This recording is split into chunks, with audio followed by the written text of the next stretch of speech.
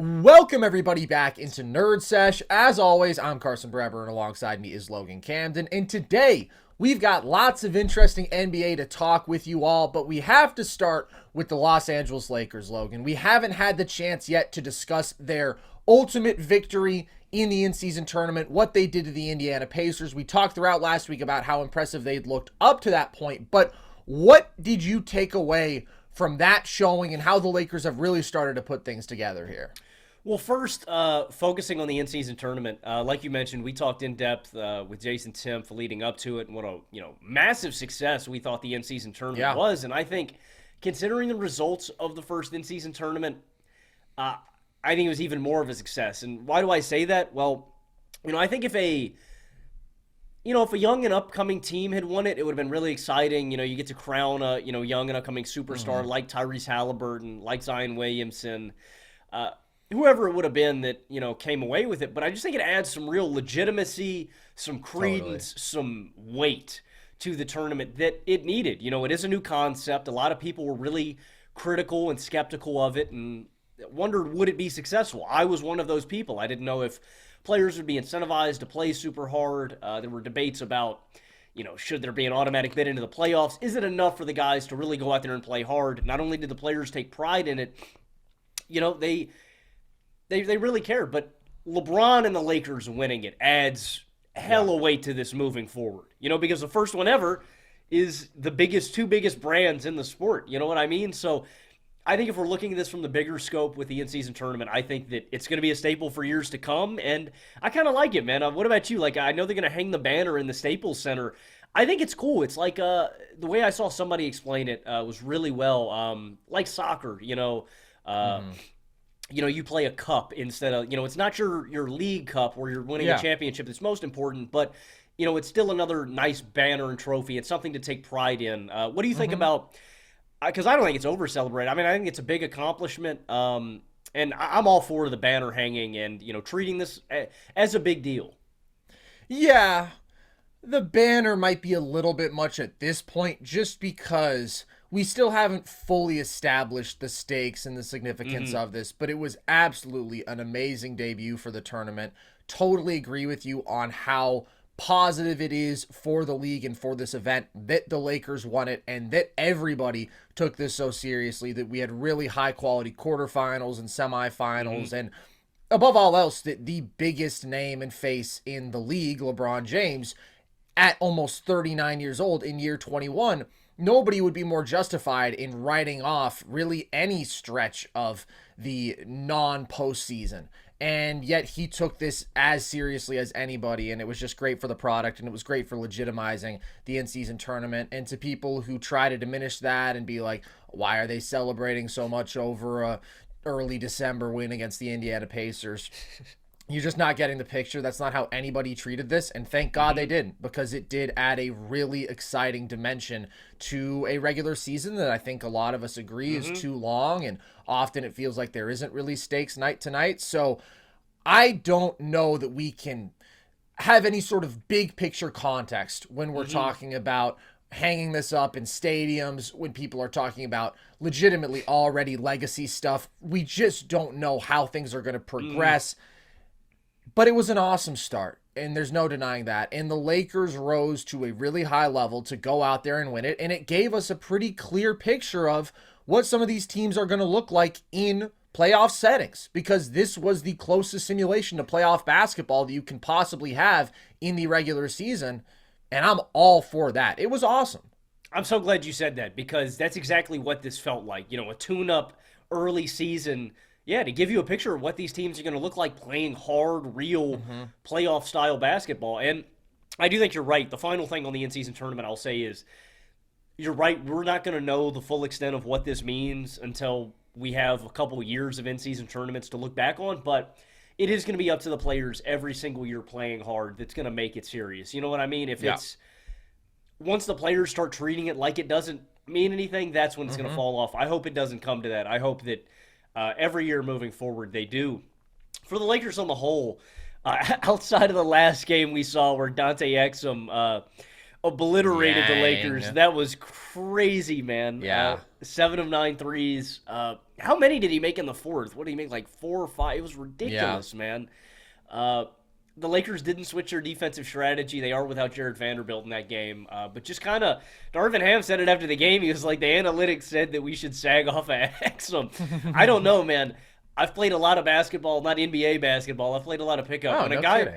When a guy starts yanging everything, I'm going to probably move a warm body over next to him. But, on the whole, the Lakers have looked really good, and I think there are some encouraging things to take away from this stretch. Primarily, they're second in defensive rating right now, and this is a team that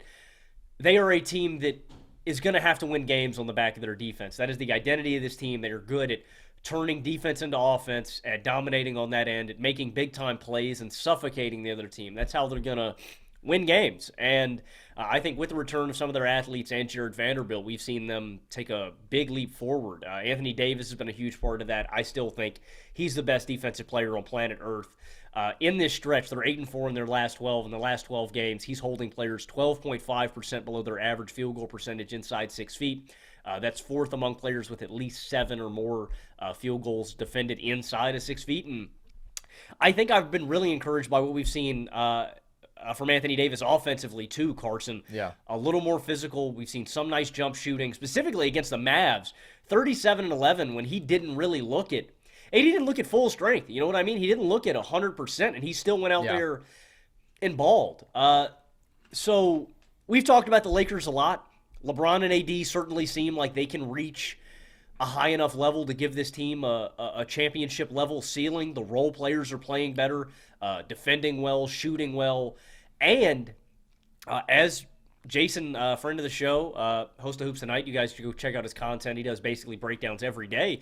As he's mentioned a myriad of times, Carson, D'Angelo Russell is going to get dealt. It's going to help them find somebody else on the trade market come deadline time, and he's playing awesome basketball. So I think this is the best value you're going to get for D'Angelo Russell in the last couple of years. I think they can actually get some, I think his value is a little higher than it normally would be because of how good he's playing. Things are really trending upwards for the Lakers, Carson. It seems like, I don't know, I take the Lakers as a legitimate championship contender, man. I think they might be. They're 2 or 3 for me. Again, we still need to see how other things shake out. The Suns at full strength. We just saw Bradley Beal return. I want to see their three-headed monster, but a lot of the things that I noted in preseason, man, the Lakers are trending in the right direction, man. It's really encouraging. This was an extremely encouraging stretch of basketball. Again, because of the playoff-esque stakes and environment, and seeing LeBron rise to his peak level and exert the sort of effort night in, night out for the entire game that we normally don't see from him in the regular season. He was outstanding throughout this tournament, and it's pretty simple to me. If you're looking at the question marks that we had about the Lakers, when it came time to really rise to the occasion and play meaningful basketball, they really checked all of them in this stretch. Can AD and LeBron be more consistently great than last season? I'm not saying we can just project this to an entire playoff run, but boy, have they both been dominant. Over this past week, last 4 games, LeBron is averaging 38-8 on 62% true shooting. AD is averaging 30, 15, and 2.5 blocks per game on 62% true shooting. Then, could Austin Reeves, who has been much maligned through the early stages of this season, play up to the level that he was at last year, where he was a legitimately good third option? He has been exceptional over this last week, giving you 22, 5, and 5 on 67% true shooting. And then, with the issues we had seen early in this year from their point of attack defense, could they reach the same defensive ceiling that they did last year, where they were the best defense in the playoff field?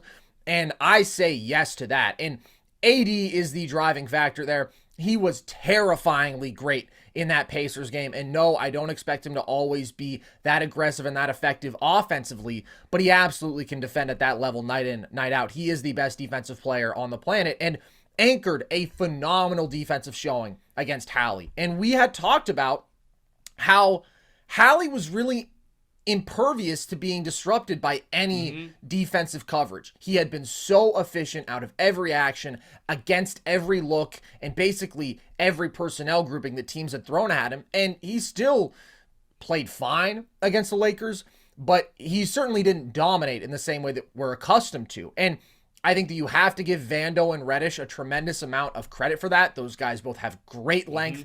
They're big, very good athletes who can apply back pressure out of pick and roll, who can take away passing angles when they are blitzing Hallie, which they did frequently. And AD is also pivotal there. He's so agile in space. He's so big, so long. He's so good positionally.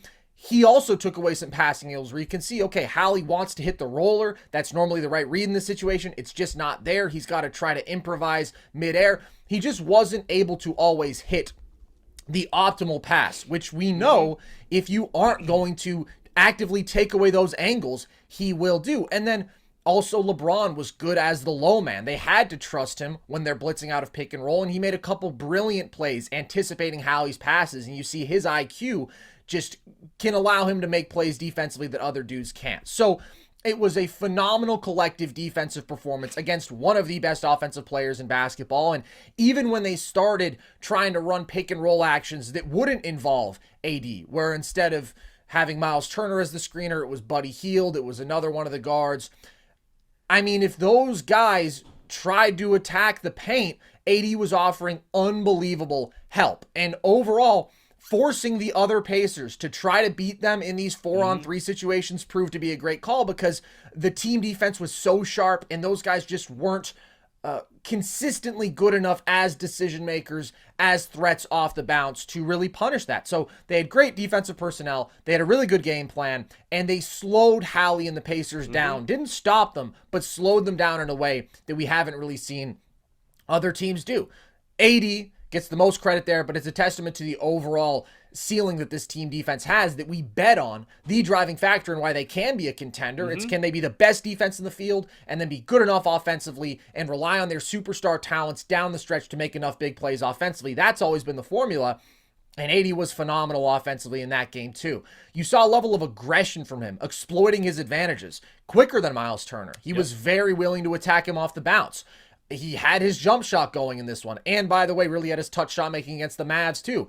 He had been abysmal from mid-range, abysmal as a jump shooter. I still think that's always going to be an inconsistent trait of his. It can't be the bedrock of his offensive game. But when it's going, boy, the ceiling is something else. And then he attacked the glass aggressively and killed it with second chance points, both against Indiana and the Mavs. He was fighting for position and finishing strong when he had a mismatch on the interior. Like, it was just the best version of Anthony Davis. And no, I don't expect him to do that night in, night out for a 20-game playoff run. After what we saw last year, I just don't know how you can. There's going to be really high highs offensively, and then there's going to be nights where you're just disappointed. But seeing him reach that level at all in a game with this sort of stakes was encouraging. So there's two teams out west who I look at and I think they can match up well with Denver and they can make that series a dogfight. Certainly wouldn't pick either one to beat Denver, but it's the Minnesota Timberwolves, who have been the best regular season team in basketball and are a good matchup defensively because they have these two big looks and just an overall great ceiling there. And then they have their star talent offensively in Anthony Edwards. But I think the Lakers are scarier. And I've been hesitant to crown a number 2 in the West just because I feel like my opinions on these teams have changed, and it's been tough to find a team outside of Minnesota that's been consistently great, but then Minnesota isn't quite as proven in that playoff setting. I worry a bit about their offensive ceiling when you're talking about taking on a juggernaut like Denver, but seeing what LA is capable of in a playoff-ish setting, I'm sold, because you get that version of AD, you get that version of LeBron, who I absolutely believe in, and I think come playoff time, is going to be one of the 5 guys who I want most, which I did not expect coming into this year because obviously he was dealing with the injury last year, but just wasn't consistently the dominant offensive force that we're used to in that playoff run. For him to be this rejuvenated, this brilliant is just remarkable. Reeves, I'm absolutely a believer in. I'm not worried about any sort of regression from him. And then I think if you look at some of the complementary pieces, Cam Reddish is a weapon that they didn't have last year. Because if you were going to try to send out a big athletic wing defender who could stay on those point of attack matchups, who could affect a Steph Curry with his length, it had to be Jared Vanderbilt. And now they have a guy who brings those same defensive traits and can also shoot and therefore isn't unplayable offensively. If he keeps this level up, I legitimately think he is an important chess piece for them come playoff time, and I still do think they're going to make that move at the deadline that will improve them because they can eliminate some of the redundancies with Russell and Reeves. So absolutely, I think you have to take this sample seriously. This was the 3-game stretch where we saw what the Lakers look like when they really care, and it was about as impressive a 3-game stretch as we've seen from anybody all year against really, really good teams, and it showed us what they're capable of. 100%. Just to add on a couple of things that you touched on with Anthony Davis, no, I don't ever think that he will get back to like that consistent level that you're talking about that we saw during the finals run, but I think it is encouraging that you see against advantageous matchups where you talk about his quickness versus Miles Turner. AD just has an advantage over centers who are, kind of uncoordinated, kind of lumbering. Like, I think you see it in the Turner and Derek Lively matchups. Like, AD is faster than those guys. He's in more control. He can fake those guys out more. Like, and that's why I say coordinated, right? He's not going to have an advantage over a lumbering guy like Jokic because Jokic is one of the most coordinated big guys ever. But I think AD in certain matchups can take advantage more than it's very matchup dependent with AD. But in those advantageous matchups, I trust him. And then I just want to give a shout out to a couple other guys that you didn't mention. I think Cam Reddish is huge to this. Shout out to Taurean Prince. Defensively and shooting. And then Hachimura, I know he struggled offensively. He isn't the spot-up marksman that he was in the playoffs last year, but defensively, again, you're talking about length, size, strength that he brings to the table. They're just versatile, man. There's a lot of options that the Lakers can turn to, and I'm legitimately excited, man. As a guy that picked the Lakers to win the title in the preseason, I'm legitimately excited at the prospect of what they're going to do during the deadline to really upgrade, man. Like, do you think they can get a big fish by slinging D'Lo and a pick or somebody else out there too? I think they are going to be able to turn D'Angelo Russell into someone who makes them meaningfully better. And I don't know if they're going to target a guy like Zach LaVine, who's a star name, who brings that offensive punch, but isn't the most ideal two-way fit. Or I don't know if it's going to be a guy who we've talked about preferring for them, who can defend really well at the point of attack, who fits in well enough offensively, who can shoot, who's comfortable putting the ball on the floor, just a really good complementary basketball player. I think D'Lo's playing well enough. I think if they have a pick to attach to that, they're going to make something happen. The Lakers just have a way in this LeBron era of making good value moves for role players, and I expect them to do that again. But this is the vision that I think we both had in the preseason. I wasn't quite as bullish on them as you. I didn't pick them to win the title, but I did have them as my second best team out west. And this is the most confident that I've been in those preseason expectations all year. So props to the Lakers. The big story of yesterday, though, Logan, was not really about basketball. It was Draymond Green getting ejected yet again for effectively throwing a punch at Jusuf Nurkic, a very strange interaction where Nurk is guarding him out of the post and he's doing a little tugging on his jersey, and Draymond tries to make it look like he's just flailing because of the contact, but it's pretty clearly a targeted swipe at Nurk's face at the very least, just a totally unnatural movement. And this just continues a trend of Draymond doing these out-of-line physical acts and getting himself thrown out of games, getting himself in trouble at a rate that we haven't seen even in his career, although that has been his reputation. So what do you make of that? I understand setting the tone, man. There are guys that you need in every sport to set the tone. You kind of sometimes you like those guys. Pat Bev, the little irritants, man. The enforcers in hockey. You know what I mean? Sometimes you need guys like that to pick at the other team. And Dre's been really good at that, man. He can play head games with the best of them. But when it's reckless, when it's costing your team, when it's a 3-point loss, and like Steve Kerr said after the game, we need Draymond. Draymond helps us win games. I mean, that's a difference. I mean, there's a fine line between, again, setting the tone and directly costing your team and hurting them deliberately. Again, when we look at this actual play, I don't understand what Dre's doing. Like, did you really expect you were going to get away with that? I mean, he full on just discus punches Nurkic, man. He had a WWE move on homeboy. He was trying to hit the finisher. Knock his ass out. To quote Jusuf Nurkic, that brother needs help. That was a funny-ass quote, man. Yeah. I don't know. Like I said, man, I understand the guys that you need, man. The Rick Mahorns of the world, the Charles Oakleys, the press some buttons, but it's just gotten to the point where Draymond is directly hurting the team, and he's a valuable asset. He's shooting the hell out of the ball this year. He hasn't been as good defensively, but he's still a great defensive weapon, you know? So it's got to be frustrating. And again, this is a Warriors team that, I mean, has not looked – the benches look good. All the top dogs outside of Steph have failed to pull their weight. Wiggins, Clay, Dre, and after this, because, I mean, this is following, like you mentioned, a double-tech game in Cleveland where he shoves Donovan Mitchell. This is following, where he puts Rudy Gobert in a freaking chokehold, man. Yeah. The only question that popped in my head at the end of this game, Carson, was, is it time to blow it up? Like, is it time to put this thing to rest? I don't know. Like, is Dre getting frustrated with losing? Does he hate Nurkic? I don't know, man. It's got to be frustrating as a Warriors fan, man, because this team is too talented and has such a great track record, but they just can't get out of their own way. I don't know what it is, man, but we were talking about the ship sinking in Golden State, man. This is there's a lot of weight pulling the boat down right now, man. A little more drama to add on top.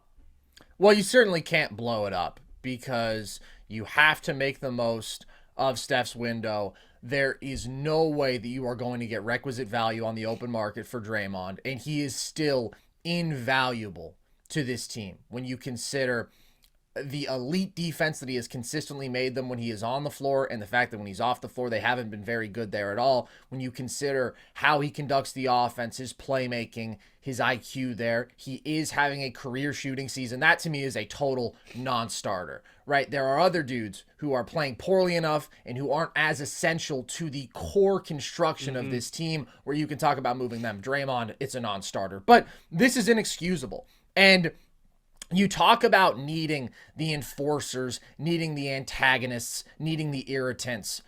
That's what's so strange and unique about this situation is this is not one of those. This is a no ambiguity, clear cut. He just totally started and finished this himself. This isn't Sabonis maybe tripping him right and it's a play where he could get injured and then stomping on his chest. Absolutely out of line, excessive, but provoked. This isn't him putting Gobert in a chokehold. Absolutely excessive. How long he held on to that for, excessive. But that's in the middle of a legitimate scuffle in which Gobert is holding his other teammate, Klay Thompson, and maybe he doesn't have a great angle on what's happening, right?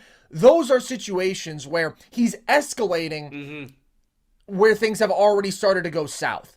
This, I mean, it's not even a foul on Jusuf Nurkic, dude. He's just literally tugging on his jersey a little bit as they're grappling for position. And that's what's so inexcusable to me. That's what's so mind-boggling. That's not him going at the opposing team's best player and trying to get in their head in a calculated way. That's literally him just, I guess, overcome with frustration and willing to take himself out of a basketball game just to let it out.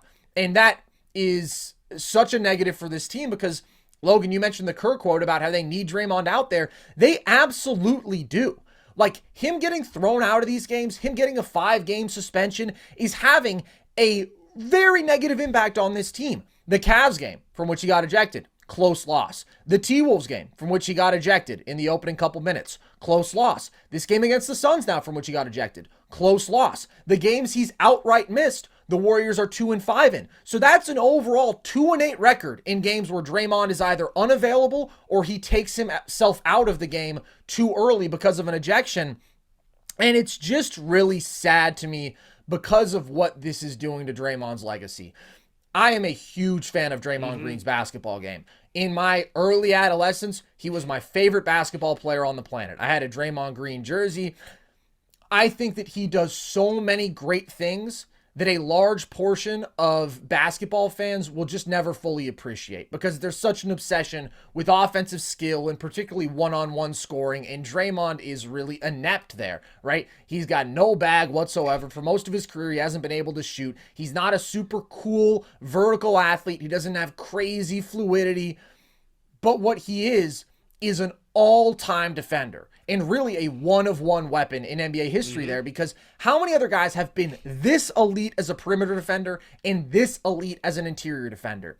Maybe you could argue that Kevin Garnett is there, but this sort of versatility has, I think, changed how modern NBA defenses try to build their defenses. And he has captained a bunch of elite units there. And as I mentioned, like we just saw it in the title year, right? They were the number one defense by far when Draymond was healthy, and then they were 20-something in the games that he missed. Last year, I argued he should be Defensive Player of the Year, and that he was still the best defensive player on the planet, because they had the best defense in the league when he was on the floor again. And I think they were like somewhere in the mid-20s when he was off it. So that sort of impact, combined with what he has been able to do offensively, contributing to 4 NBA titles, arguably as the second best player on 2 of them.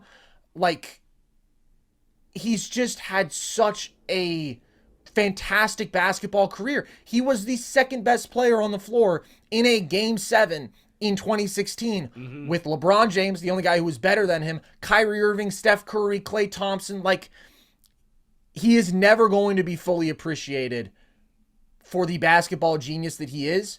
And doing more stuff like this is just going to continue to cement that legacy. Think about Sheed, man.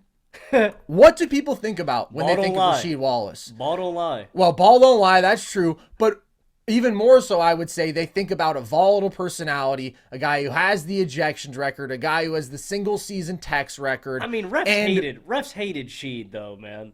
Well, listen, I'm not saying that isn't part of who he was and his legacy. Refs did hate him, that's true. But of course, I mean, he was that kind of guy. He was a pugnacious fellow. But he was also an all-star level basketball player. He was an ahead of his time big man who had an incredible shooting ability, who was a really high-level post defender. And people don't talk about all-star Sheed. They talk about crazy man Sheed. And I just think that is what Draymond is doing to himself, but to an even more dramatic extent, where people legitimately hate him. They hate him because I think of how great the Warriors have been, and because a lot of people don't understand his skill set, and they literally think that he is just riding coattails instead of being the second most important player in this brilliant, brilliant decade run. So that's what really bums me out. But at the end of the day, somebody needs to put him in his place on this team. Because this very well could lead to a second suspension of the year, bro. And the problem is that Draymond is the leader of this team. He has always been the vocal and emotional leader. Steph and Klay, they just don't have those sort of personalities. But now he's in a place where he's gone off the rails, and he is doing these things to the detriment of himself and of the team.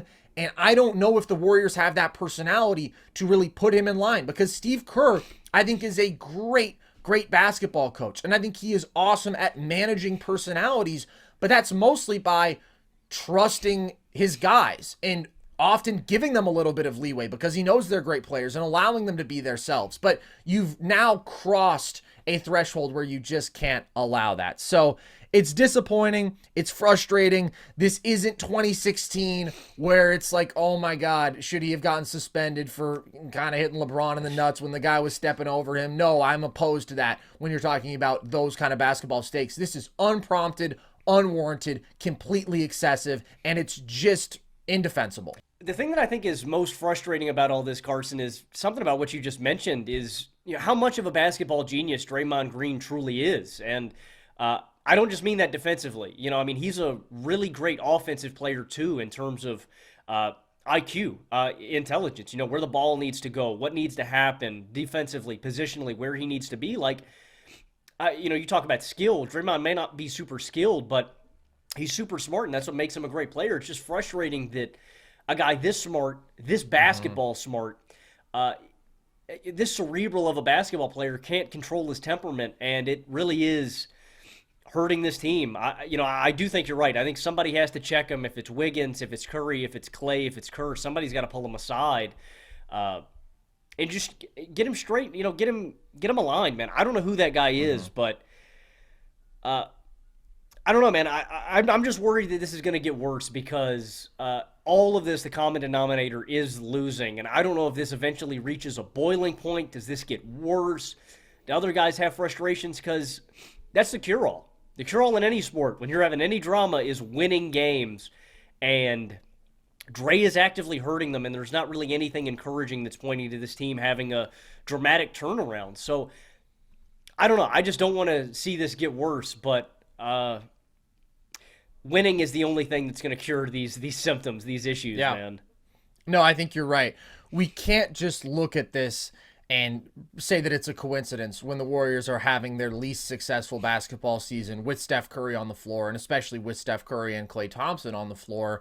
I mean, since those guys became who we know them to be. And I know there are those guys, and I believe Draymond is absolutely one of them. In fact, I think I've even heard him say this, who believe that you can really use an ejection or a tech as a rallying point for the team. And there's a moment where you need that little extra spike of energy, and so you're willing to take the hit on you personally to energize the team.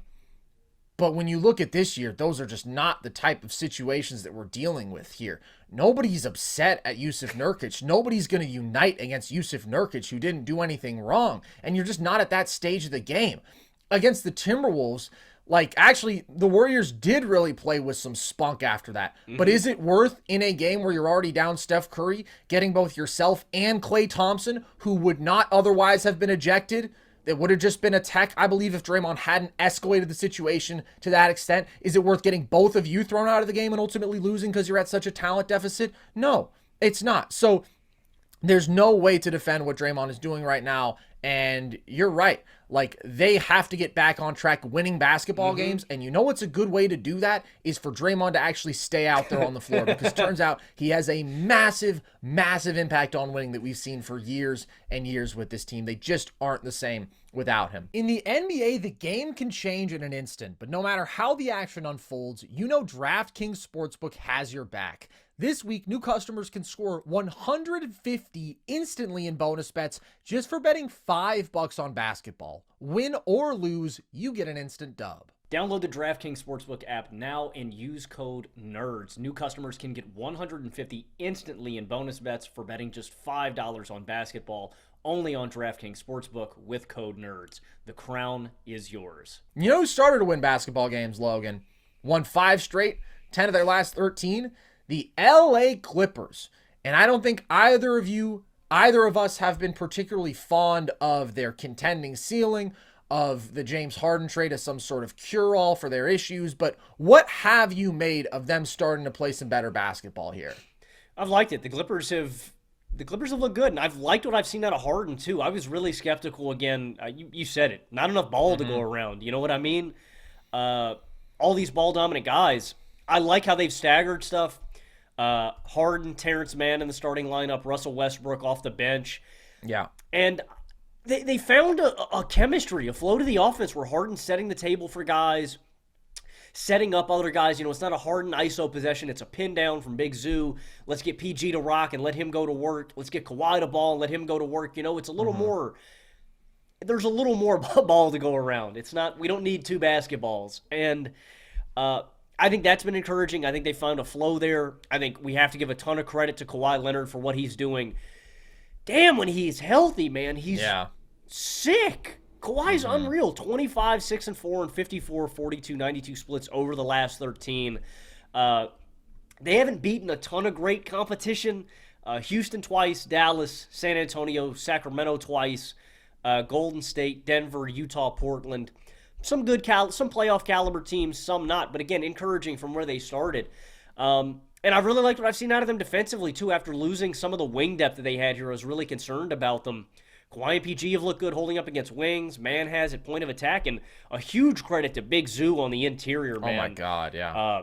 He's holding players 15% below their average inside 6 feet. I think that's the best mark in the league over the last 13 games.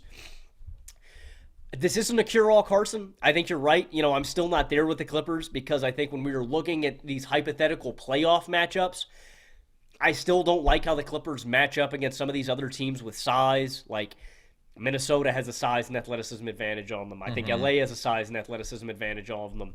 I think Denver has an offensive, defensive continuity and physical advantage over the Clippers, right? So that is still where I think the Clippers fall short. They look better. They look a ton better defensively, but those are still my concerns. Their physical and athletic limitations, guys staying healthy, Harden, Kawhi, PG, And then my concern is just I don't know. We haven't seen them really beat a big time contender. They've beaten good playoff caliber teams, but they don't have like a ton of convincing wins yet. So I mean, they're trending in the right direction. A ton of credit to them because I didn't really see this coming. I think they've solved some of their issues, but I'm not ready to say that the Clippers are one of my favorite, even top 4, top 5 contenders out west yet. Well, they did beat the Nuggets, of course.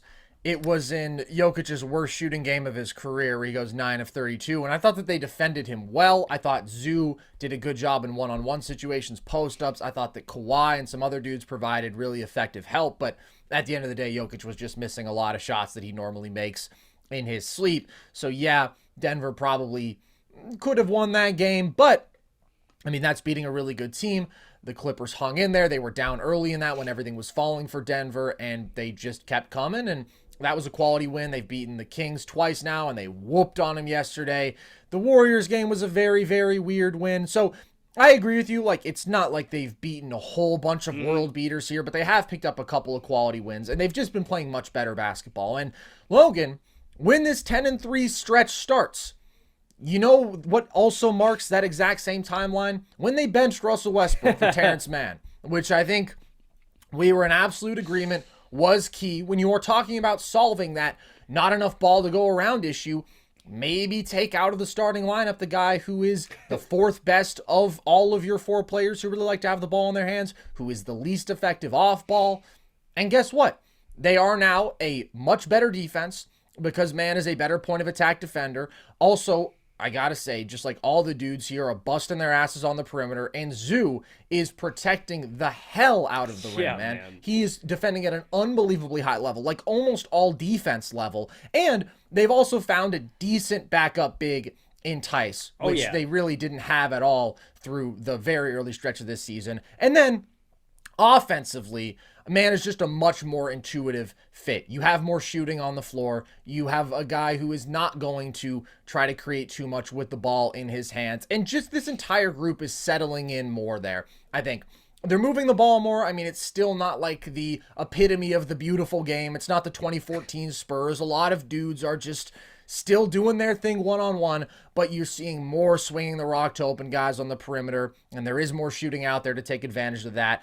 And I do really like how PG fits in off ball here. Like, that's what's nice is he's not an exclusively on ball player. Harden pretty much is, unless it's like an open spot up 3 that he doesn't have to really move off ball to get open for. Kawhi can do some stuff curling off screens and whatnot, but he definitely likes to have the ball in his hands. PG is this lethal pick and roll creator, very good isolation, but also an awesome shooter off screens, really good spot up shooter. And I think that they're doing a nice job drawing stuff up to make the most out of him off ball so he can fit in alongside a couple of other stars offensively. But really, Harden does deserve credit because he has just embraced a role as a distributor, as a facilitator, really as the floor general here. His usage is way down. In these last 13 games, he's just 16 points, 8 assists a night, but great efficiency, 64% true shooting. He is doing a good job dictating those actions to guys off ball. He's totally willing to just feed Kawhi when he's got a mismatch, when he's got an advantage, when he wants to go to work. And so he's done a nice job of accommodating the fit here in a way that I wasn't totally sure that he was. Now, is he, come playoff time, going to be a high enough level threat as a scorer when we've seen him consistently regress there in recent years? Not sure we can say, but he is trending in the right direction just in terms of his mindset within this offense. And then Russ being down to 21 minutes a game, it's just a positive for this team. Now, I think he can be really dangerous attacking bench units. And what's nice is that with him out there, and with 4 guys who are on-ball creators like this, you can pretty much always have 2 of them out there on the floor together. So you have some offensive punch against any unit, and that's the positive value that he brings. But alongside these other ball-dominant guys in the starting lineup, I think it was just too bad of a fit. There's too much potential for him to have one of those games where he just goes off the rail and totally over-exerts himself. So Kawhi is playing really well, as you said. To me, this is looking more like the Clippers team that I expected because I thought that they absolutely should go with this starting 5. They're defending better than I expected right now.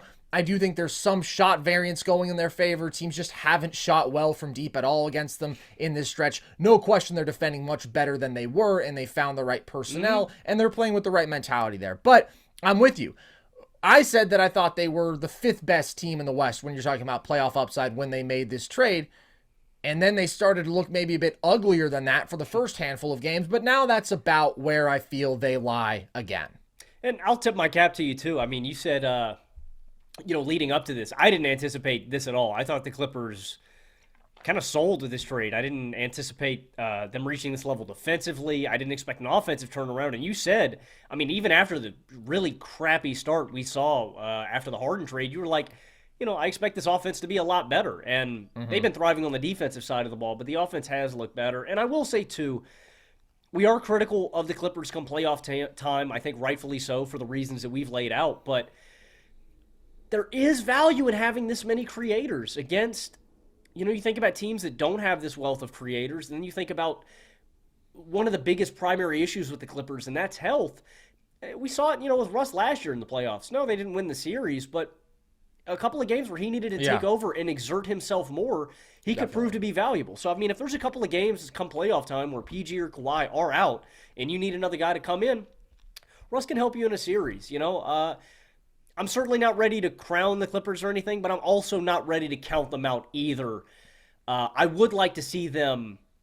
They've got Bones Highland. I'd like to see them shop one or two of these guys, and maybe Russ too, if there's any value. I don't know. I'd like to see them make a move and get another wing. If they could get another defensive wing to play 15 to 20 a night, who can shoot, who can play defense, take on some of these bigger guys, because again, I just think they need to get more athletic, they need more size, they need to be more physical. If they could get that guy, I think I might, be ready to take the Clippers up another notch. Yeah, and it has become more painful that they did give up Nick Batum and get back PJ Tucker in the trade just because Batum is playing at a much higher level and PJ has been unplayable, hasn't been out on the floor for these last couple weeks. But I don't think it's that shocking that this team really struggled out of the gate. It's not the most intuitive fit. They didn't have the right starting lineup, and they have started to find more of a rhythm here, and they're playing better basketball. It's like this is closer to what we expected, but I think some of those fundamental concerns remain the same.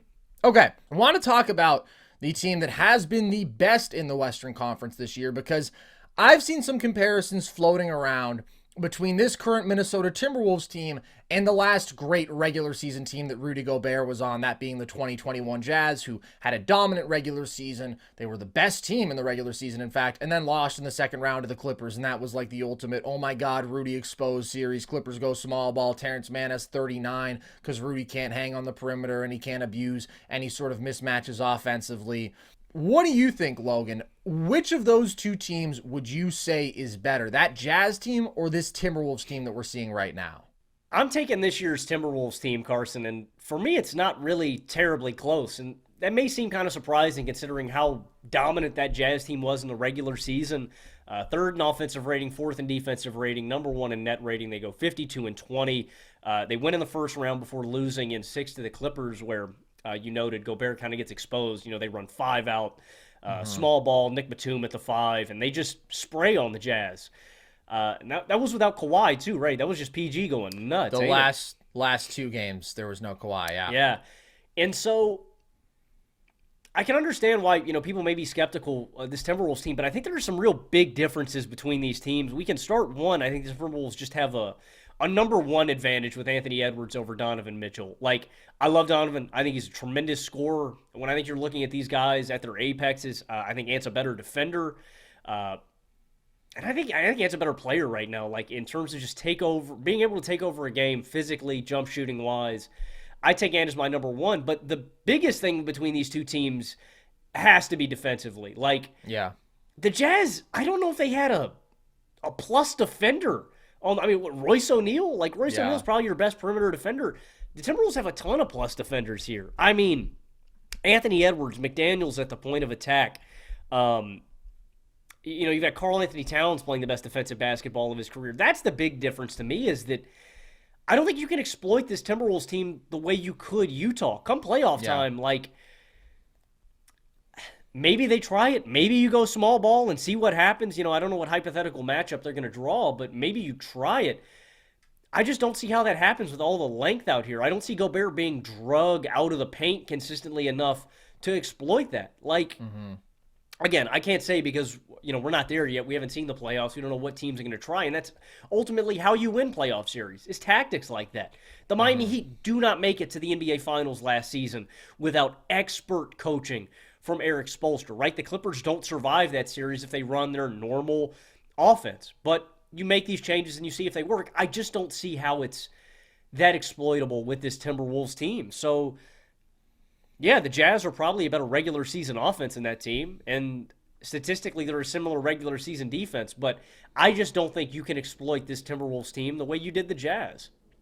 I agree, and I do like this Timberwolves team more.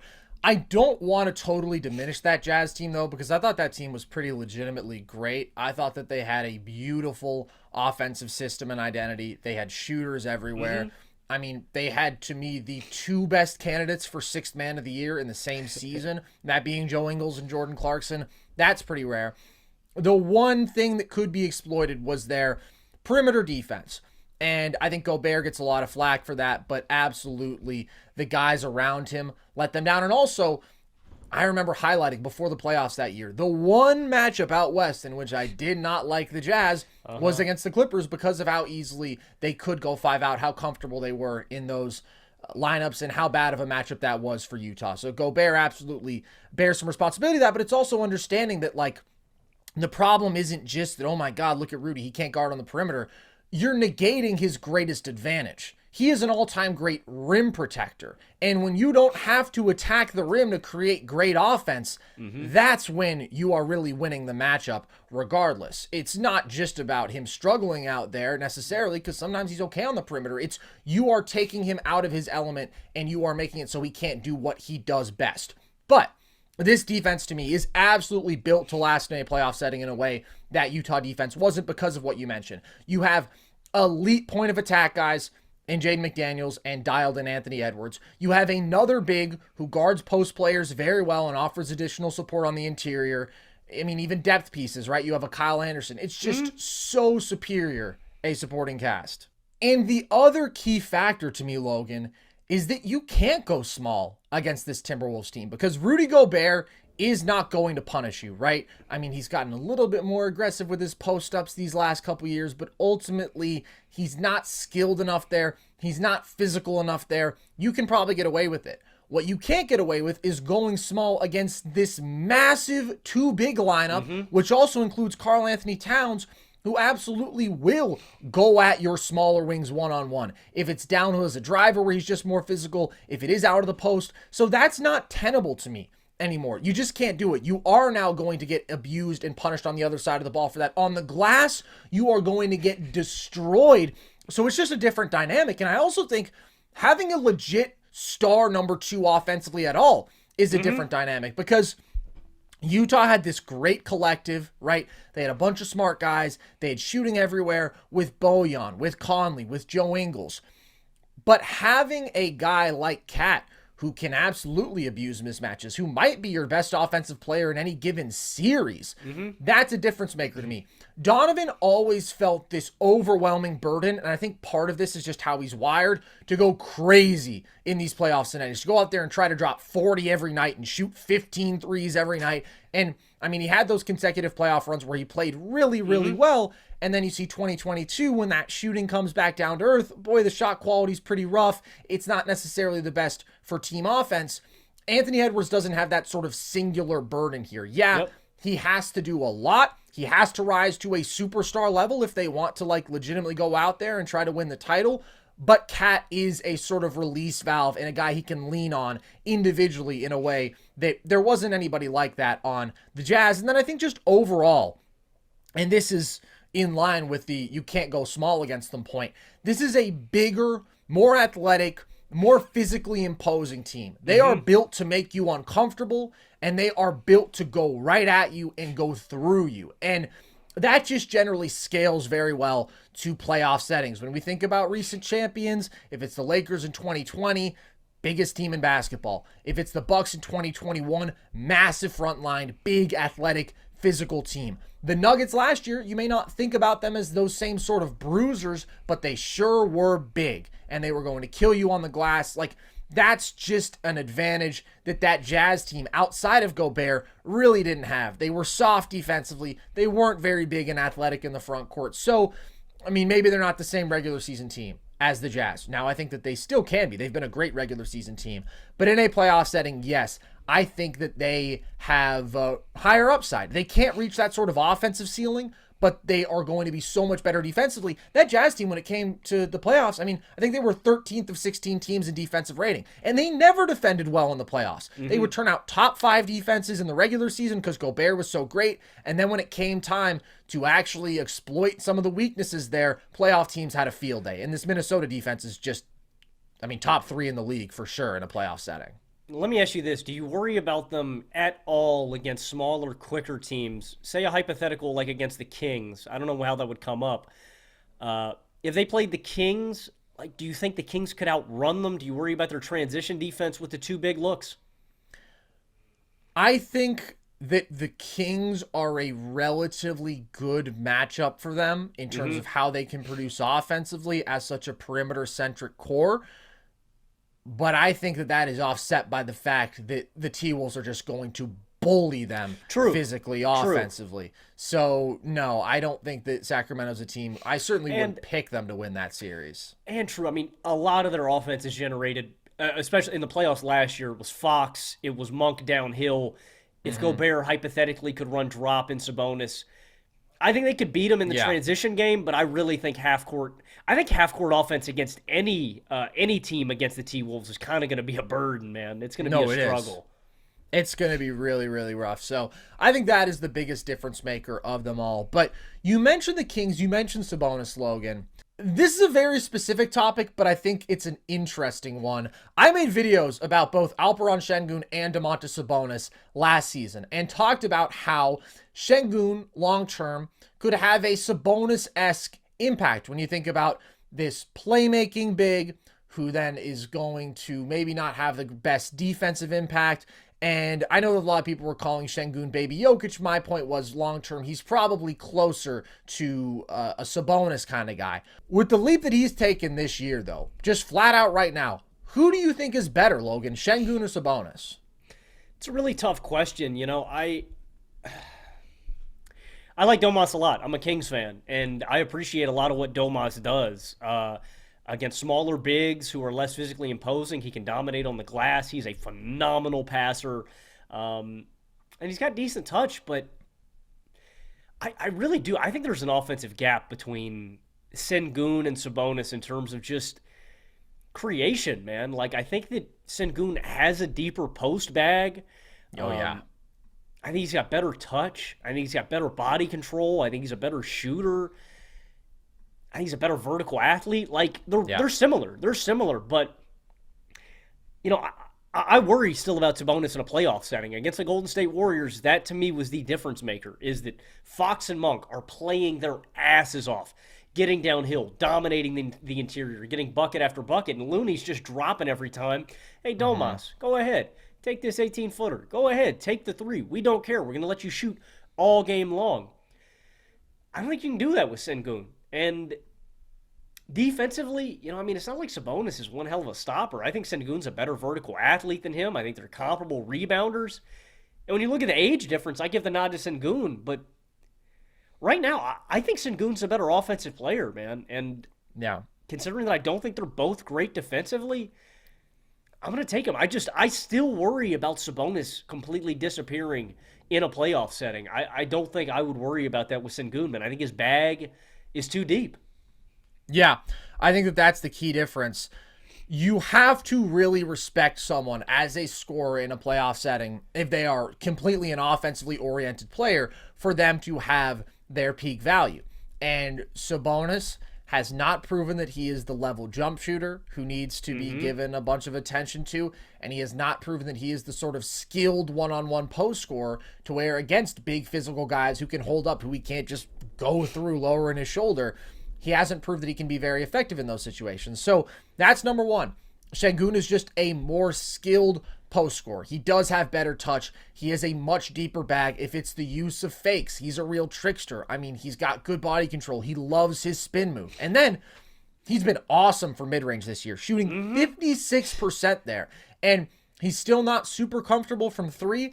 I don't know if that ever becomes a dynamic element of his game, but just the fact that he can absolutely hold you accountable if you play off him, if you leave him open from 15 feet, that's something that Sabonis hasn't consistently shown. And then when it comes to their passing, I think Sengun is much more creative. And that's where the Jokic comparisons come into play, right? His ability to disguise where he's going with his eyes and deliver the ball from all sorts of different angles and with all sorts of deception. That's really fun, but it's also valuable because you're not letting the defense in on what you're thinking, what you're about to do. And that in and of itself creates an advantage because they can't anticipate what you're doing.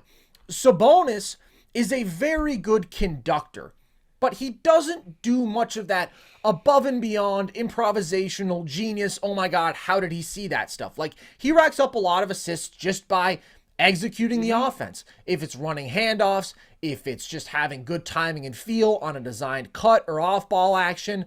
And so I do think that that flair advantage for Sengun is actually meaningful in his ability to create offensive opportunities for others instead of just being a big man who you can run your design stuff through, which is still valuable, but it's not quite as valuable. And then he is the better defender right now, Sengun. And that was where I was most negative about him in my video last year.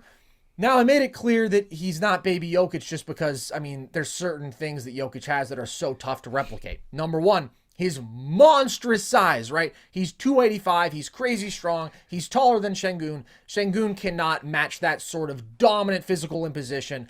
And then also it's the all-time touch from Jokic. Like, Sengun is solid there, but Sengun could not shoot 45% from deep in a playoff run like Jokic just did on any sort of volume. He can't make 65, 70% of his floaters and hooks and all this stuff. So those are sort of the two key central tenets. And then defensively, I was like, he's not going to have that same sort of monstrous rebounding value that Jokic does because of the size. He doesn't have that sort of crazy length. I think Jokic has a 7'6" wingspan or something up there. Maybe it's 7'4". He doesn't have those sort of elite hands, and he's not that smart. So it was like both these guys are working at physical deficiencies. Yes, Sengun is more athletic, but he's also noticeably smaller. And so he probably doesn't have like the cerebral advantages to overcome that in the same way that Jokic does. But I think Sengun has taken strides there. I still wouldn't call him a good defender.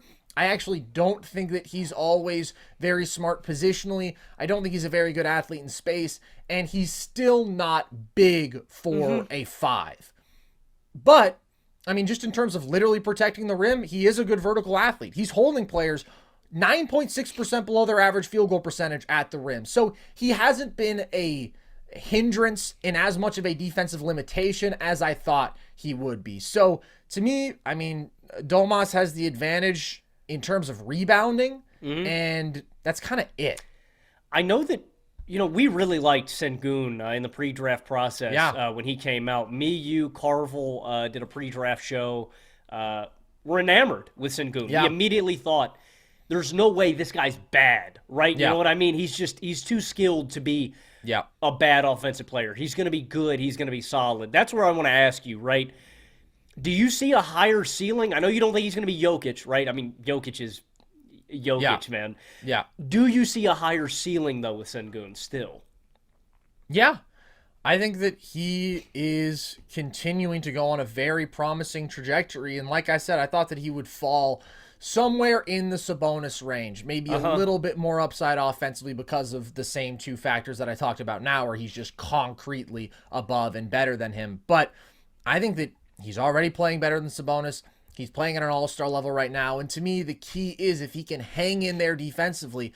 I was like, can you build a capable defense around this guy at the 5? I wasn't sure, and the Rockets have already done it. In fact, they've built a good defense around him. So, yeah, I think that this guy is absolutely a star big man for years to come, and I think that he scales better to the playoff world than Sabonis because he is so much more skilled offensively. 100%. I think an all-star ceiling's about right. I see that coming, and it's going to be an all-star this year. Yeah, dude. for sure. I was going to say, I mean, it's happened really, really fast, dude. It has happened exceedingly fast. Yeah, and you're absolutely right. I mean, we were really high on him as a prospect. It's just very rare to see that sort of post-scoring polish, and he was the MVP of a legit European league at 18 years old. His production there was crazy impressive. Like, there was just stuff that you don't often see. And now, I mean, for people who don't know, he's dropping over 20 points a night, over 9 rebounds a night, 5.6 assists on better than 58% true shooting. Not great efficiency, but still above league average. The dude is balling, and he has been a huge driving factor in the Rockets' success, which you also see with the on-off numbers. They're 8.5 points per 100 better with him on the floor than off it. So shout out to him. Sorry, Domas, but you have been surpassed by a more enjoyable European big man. All right, that's going to do it for us here today, folks. Hope you enjoyed. If you did, as always, you can find all of our full shows with video on the Nerd Sesh YouTube page. You can also listen to the podcast across audio platforms. You can follow us across social, Instagram and TikTok at Nerd Sesh, Twitter at Nerd_Sesh, and you can join our Discord if you want. That is at the link tree across our social media bios. You can talk basketball, football with us in there, just be part of our community. And as it is the holiday season, you can check out that Nerd Sesh merch at thevolume.com. We've got hats. Logan's wearing them. We've got hoodies. Logan's wearing them. We've got flags. They're behind Logan. We've got shirts as well. So you can find all of that also at our link tree or at thevolume.com. And if you want to get a cameo for a loved one for the holidays, we are on there as well. So with that, as always, appreciate you guys. I've been Carson Brabber. I have been Logan Camden. And this was Nerd Sesh.